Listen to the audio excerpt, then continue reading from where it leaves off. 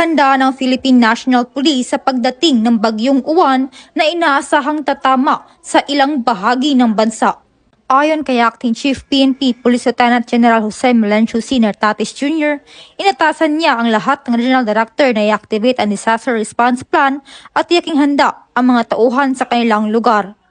Nakapreposisyon na ang mga search, rescue and relief team sa mga high-risk areas habang magdaragdag na pulis sa mga evacuation centers at pangunahing kalsada para sa kaligtasan ng publiko.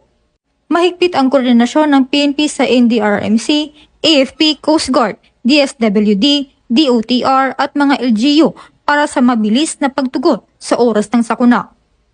Tiniyak ng PNP na ito ay handa, may kagamitan at nakaantabay 24/7 upang tumulong sa mga apektadong mamamayan.